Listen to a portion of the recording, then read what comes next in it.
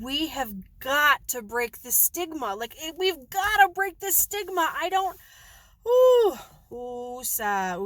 know. I just get really passionate. Hey guys, welcome to my channel, Sober Like Me. I'm Jen, peer recovery coach, and a person in long-term recovery from a substance use disorder. And I was also saved by Narcan.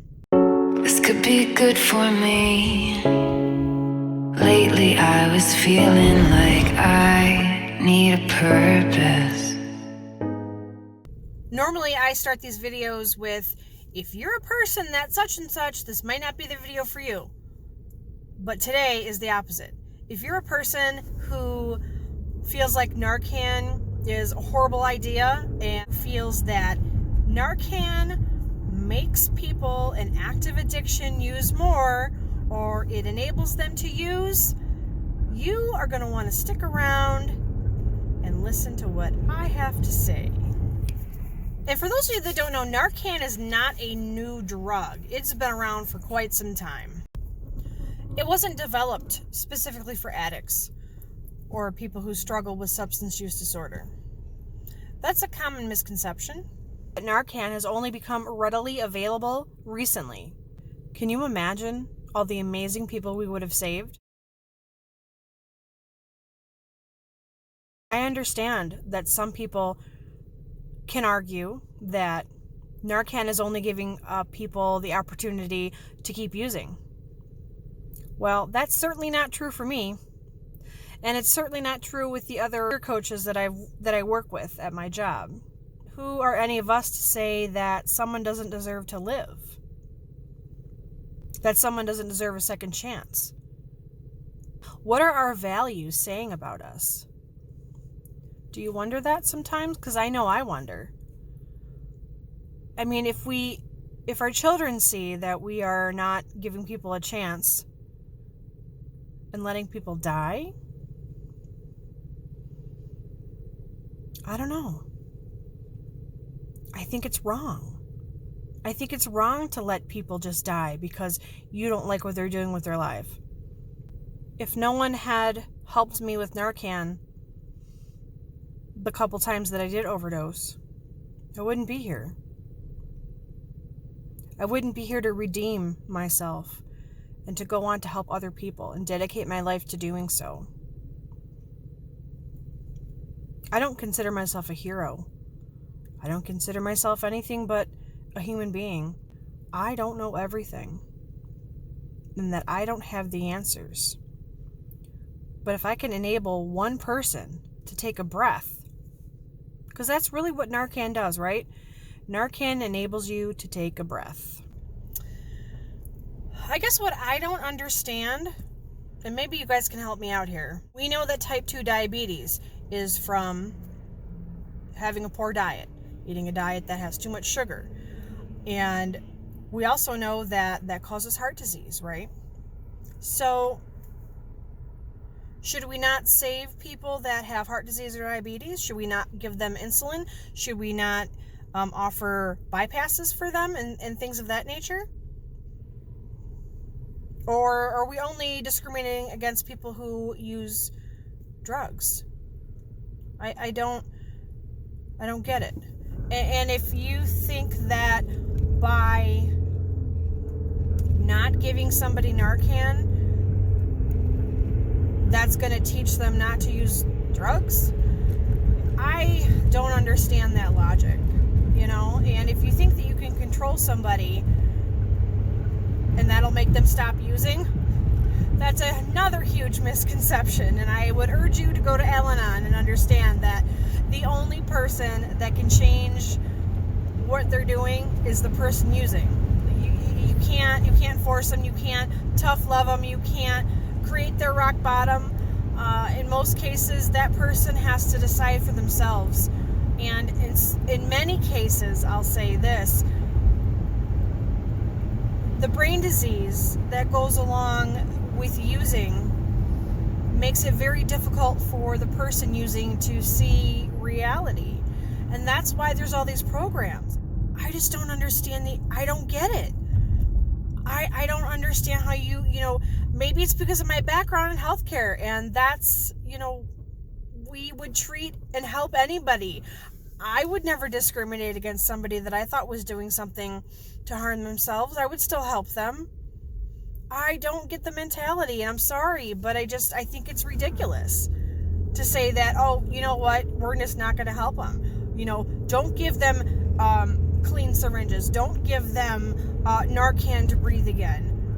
That doesn't make somebody, you think someone's going to wake up the next day and they're going to go, oh gosh, I'm so glad that someone decided that I shouldn't have a new needle or a Narcan. Not one person I've ever heard in my life ever has said, oh, well, I guess I'm just going to get clean. People get sober by being supported by human beings that go, you know what, you're not alone, and here, let me help you, let me show you. I'm going to call some of you out right now. No, really, I mean it in a serious but slightly lighthearted, understanding, or I mean it in a lighthearted way. If you are so against Narcan, that leads me to a conclusion. And that conclusion is that you have a person in your life that's close to you that is in active addiction right now. And you have unsuccessfully tried to help them. And so you take that frustration and you put it on to all the other people in the world that have substance use disorder and are in active addiction. And I'm sorry, I hate to say that, but that's what I see. Every single person that I've ever encountered that is against Narcan, they know somebody. Addiction has affected their life in one way or another. Now, I always admit I don't know everything. Maybe I'm wrong. I mean, it could be. It's a possibility. I just think education is key. I don't think that by belittling somebody that it helps them at all, in the least. When someone points a finger at you and belittles you, are you like, oh, I'm going to open up and I'm going to talk to this person and I'm going to change? No, you're probably cranking those walls up as hard as you possibly can and pushing that person out of your life. I don't mean to get rude or mean. This is something that I'm very passionate about, and I'm sure you guys can understand. It just really, it hurts. Because my life was worth a lot. It is worth a lot. How do you, in your mind, if you feel that way about Narcan and people that are actively using,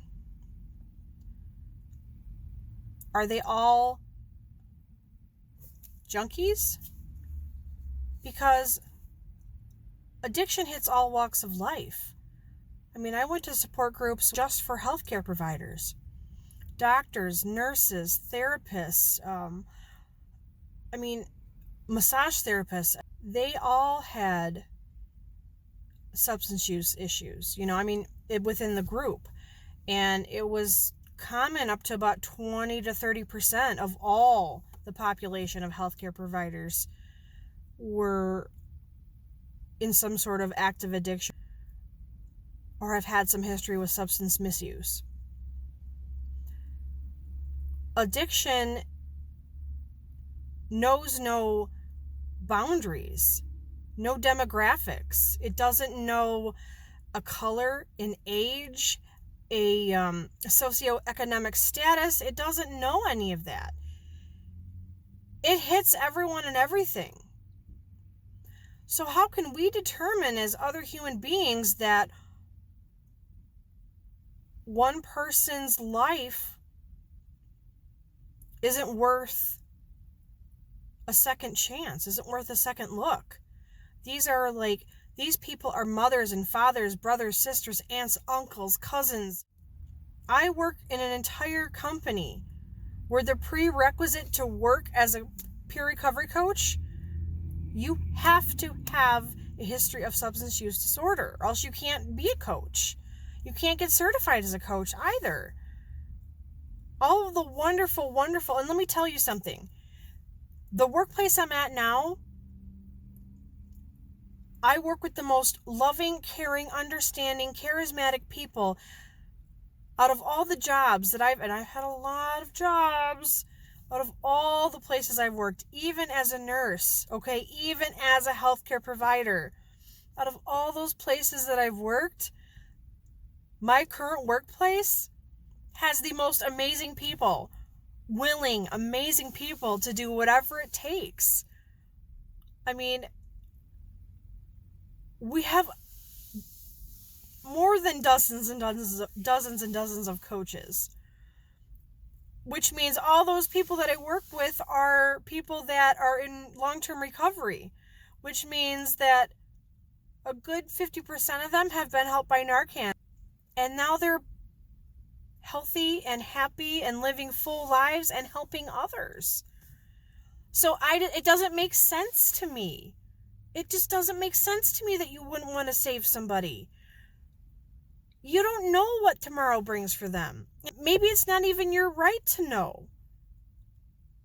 Does that make sense? I'm not trying to bash the anti-Narcan people. I'm trying to get you to understand that these are human beings. I find it amazingly distorted that the same people that are anti-abortion are also anti-Narcan. And I pray for you guys. I pray for all of you. I pray that your hearts change. I do. I really, really do. I pray that you have compassion for another human being. You may not have to understand what they're going through. You may have never picked up a drug yourself. You may not know, but the ability to have compassion, everyone has that ability. And if you are a family member, a relative, a close personal friend, a former friend of somebody who is struggling or has maybe ripped apart their life and also ripped apart your life, I get it. I grew up with a mom who was a wonderfully amazing mom, but also had substance use issues. And I know what that's like. I urge you to go to an Al-Anon meeting. What is Al-Anon? People are always like, oh, yeah, I'll go. But then I ask them, do you know what Al-Anon is? And they go, well, not really. Okay. So good. I'll tell you what Al-Anon is. Al-Anon is for any human being on this planet who knows somebody or is close with somebody who is in active addiction and they don't know how to get through it.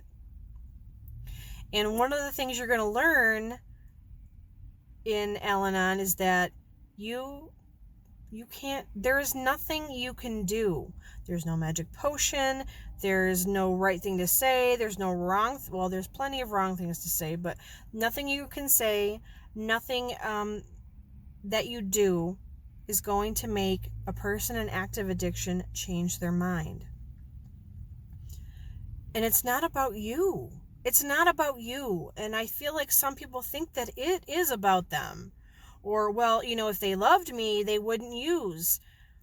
That's unfortunately not the case.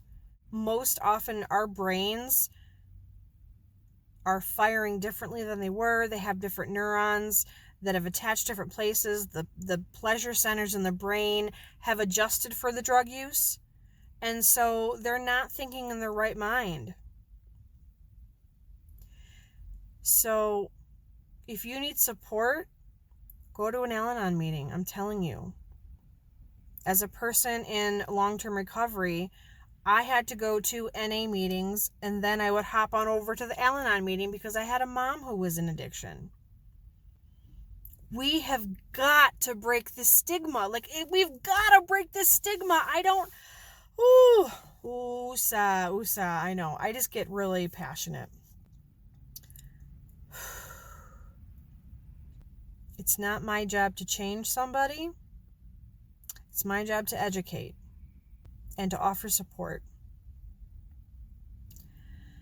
And that is really all any of us can do. We got to break this stigma. Because it's not getting better, it's getting worse. I mean, AA has been around since 1935.